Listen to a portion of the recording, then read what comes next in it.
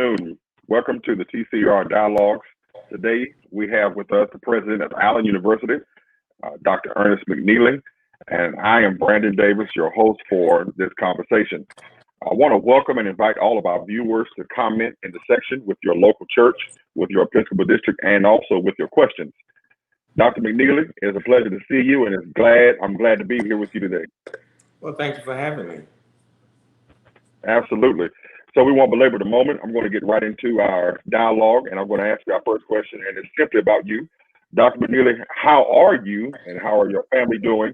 And since we've been in this pandemic, can you tell us what kind of a year has it been for Allen University? Well, certainly we're doing fine, my family and I. And I think a great deal of that may have to do with having a purpose to focus on. Certainly the trauma that's worldwide is something that we're very much aware of and sensitive to, but we have important work to do for our constituency, and we focus largely on that. And certainly at the university, we were fortunate to have a great deal of planning with a wide cross-section of our campus. And so we've been able to continue to serve our mission, notwithstanding the difficulty of the moment. Understandable. Dr. McNealey, what is the current enrollment and what is the level of diversity at Allen University? Our official enrollment, 710 students. The diversity of the student body is probably about 98% African American. Now, I remember when I was a student at Allen University, there was a large portion of the student body that came from different parts of the continent of Africa. Do we still have that influx of students coming in? We do not. We have a few, but the large numbers are no longer enrolling. We have expanded our geographic reach, however, in terms of other states and other regions of the country. So now I've been trying to keep up with Allen University, and I've been receiving the emails and all of the newsletters and the good news that is taking place at Allen University. Talk to me about the new and revised degree programs and some of the new initiatives happening at the university. Well, certainly we paid a great deal of attention to how our programs work towards facilitating what comes next for students. So we did a major overhaul of the structure of all degree programs in terms of making certain that they weren't too long, and then to focus on some of the kinds of skills that would allow graduates to pursue whatever their path was once they graduate. And certainly we've made a great deal of investment in technology. Almost from the very outset, we concentrated on getting faculty fully involved, engaged, and capable of doing really creative teaching for our students. We transitioned to a bookless campus. All of our students have access to ebooks and a wide array of electronic learning materials. And in doing that, we were quite intentional about making certain that access was available via cell phones, rather than having to have a desktop or a laptop to access that work. And so we have added a number of programs, but that has not been our focus. Our focus really is centered around how do we provide instruction and how do we structure programs that would either lead students to the world of work or to graduate and professional school. Understandable. Now, Dr. McNealey, since your arrival at Allen University, where are the key areas that you've been achieving your goals and missions for the school? Well, I should say that obviously, anytime a new president arrives, typically there are uh, goals or objectives that are articulated by the board. And certainly, I started the journey from that point. And I think with regards to all of the board-related matters in terms of structure, operations, financial matters, we've met all of those benchmarks and more. Um, then, of course, probably one of the things that consumed a great deal of energy was trying to enhance the kinds of things that would be attractive to students. Obviously, like most small schools, we are tuition driven and enrollment matters. And so we added a number of new academic programs and several opportunities for athletic engagement as well. So you've been very busy. We can tell that. And part of your work at Allen University is that Dickerson Green Theological Seminary has a rebirth. It has a new renaissance. So can you tell us what can we look forward to happening with Dickerson Green Theological Seminary? Yes, well, it is something that was very much the idea of the chairman of the board, Bishop Green, who raised the possibility of our having a graduate seminary probably within the first 2 weeks of my arrival. And we did the necessary work to get it up and running. And we anticipate that it's going to grow as the word grows in terms of people graduating um, and the diverse students coming to the seminary. It will be a really significant part of the university's outreach to the country, if you will. We anticipate that they will be housed in the Waverly building that should be open early next year, and that will accelerate its growth. We have an exceptional faculty in terms of credentials and scholarship, and we're just at the beginning stage of seeing it become all that it can be. We have a question from one of our viewers.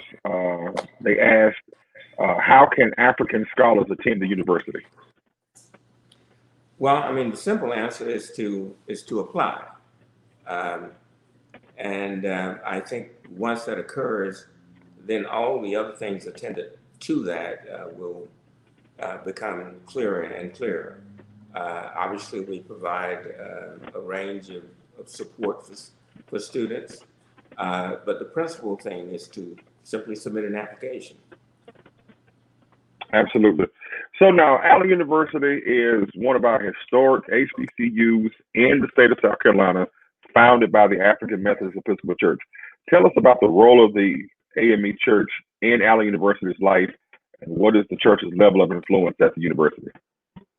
Well, of course, the by charter, the chairman of the board of the university is the presiding prelate of the state of South Carolina. The board is a self-perpetuating board, and as a result of that, the majority of the members are also members of the AME Church. And the general ethos of the university is very much shaped and informed by that connection. And certainly the long history of the AME Church relative to matters of social justice are very much a part of the fabric of what we do here. And certainly with regards to social justice, one might define it differently.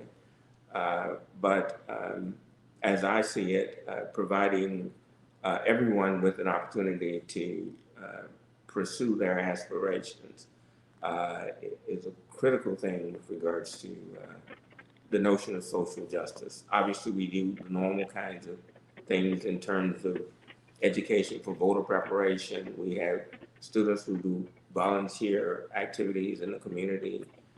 We provide a food bank.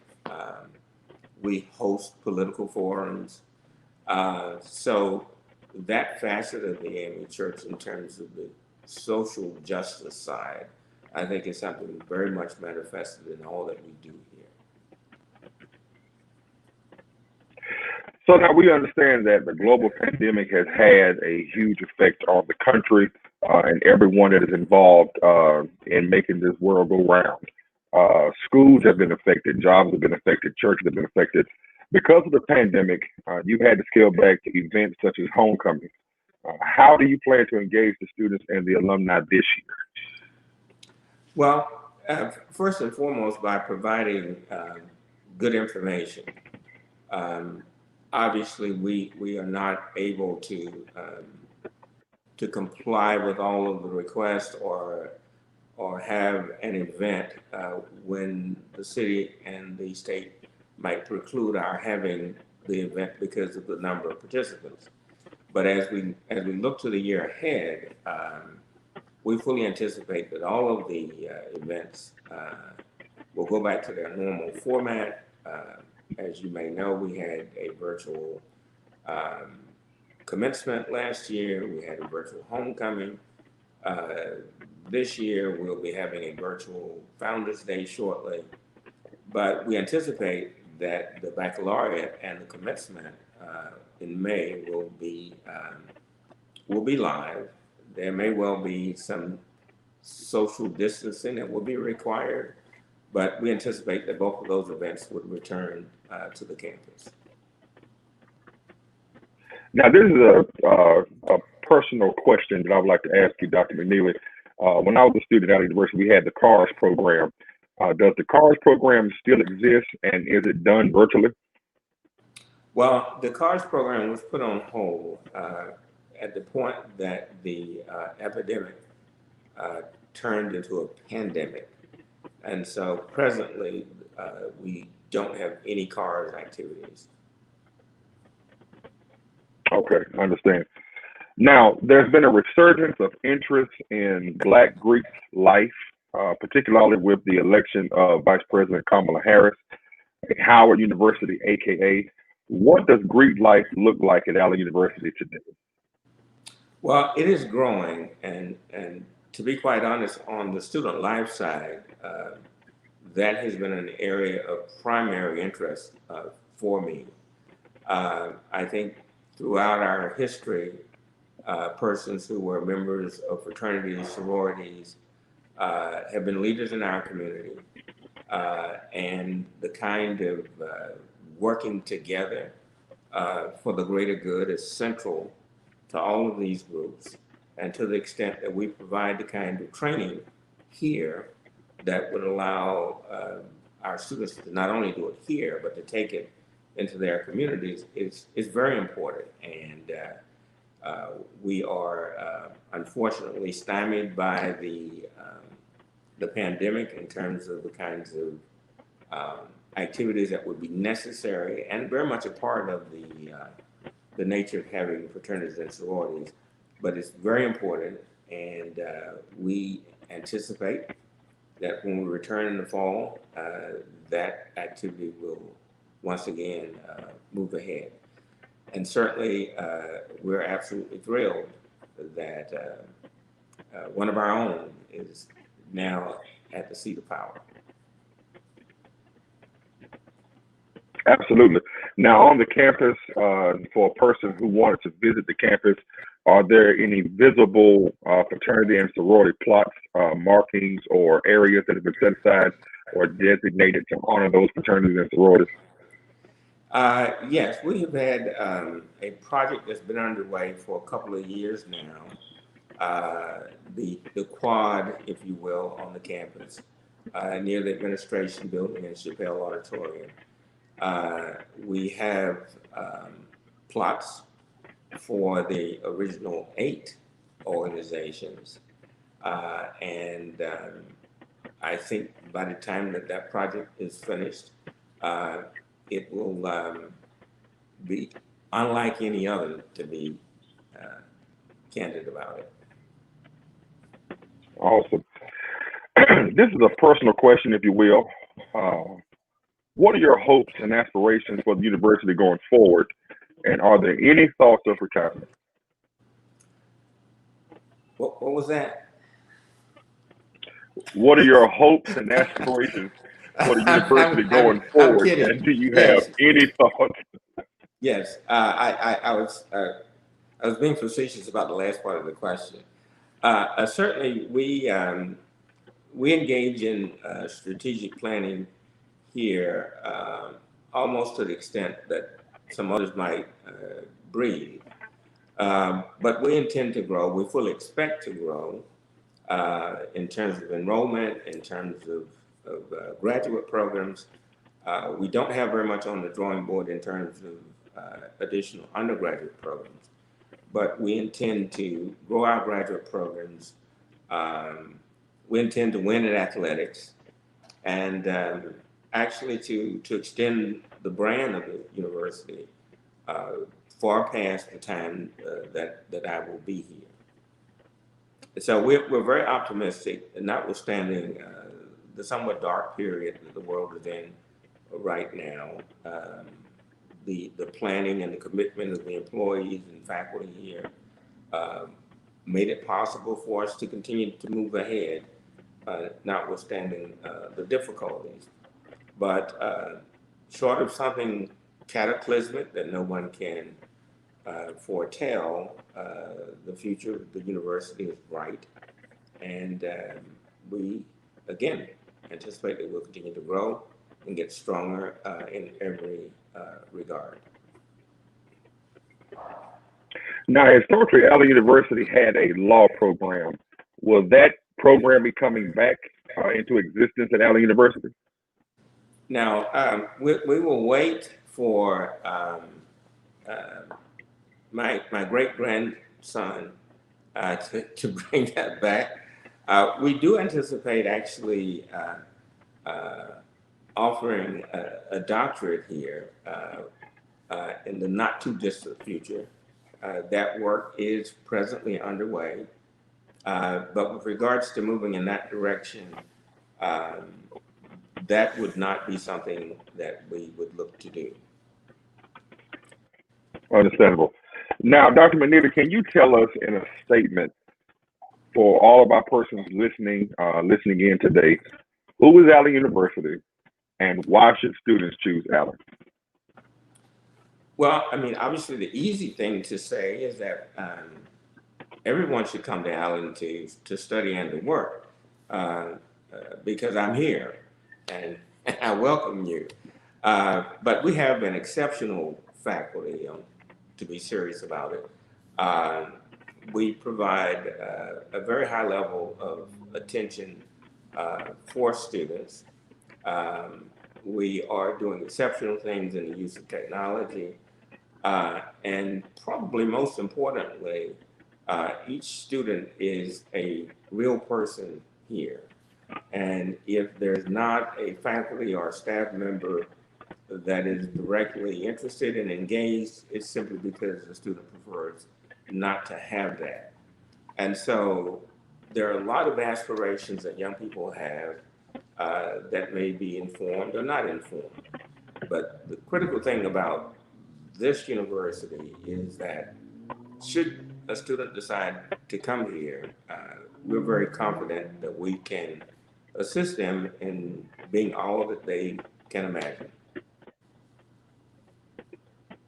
Yes, sir. Dr. McNealey, I want to personally thank you as well as the Christian Recorder for this opportunity to share this platform with you and to be able to dialogue with you about my beloved alma mater. I am a 2007 graduate of Allen University, and so it is always a pleasure to do anything with and for Allen University. And so I want to thank you again for taking time out of your busy schedule and being with the Christian Recorder and having this dialogue with us today. Well, thank you so much for having me. At this time, I want to encourage you to stay tuned for more dialogues coming next month, February. as we celebrate Black History Month. We also want to encourage you to support the Christian Recorder by buying a subscription. The subscriptions are $36 a year, and you can do so by visiting www.thechristianrecorder.com. And we also want you to support the AME Church Publishing House for your church, school, and worship needs. And you can do so by visiting www.amecpublishing.com. The Lenten Devotional, which is published by the Christian Education Department, is also available, and you can find that at www.ameced.com. Our sponsors for today are Sanders for Bishop 2021 and Beeman for Bishop 2021. I want to thank Dr. McNealey for taking this time out of his schedule for being with us today. We certainly appreciate him serving as the president of Allen University and all of the work that he does for our school. And we really appreciate you giving us a personal insight into what Allen University is and what she's doing today. Okay. Again, my name is Brandon Davis, and this has been the Christian Recorder Dialogues. Thank you for tuning in.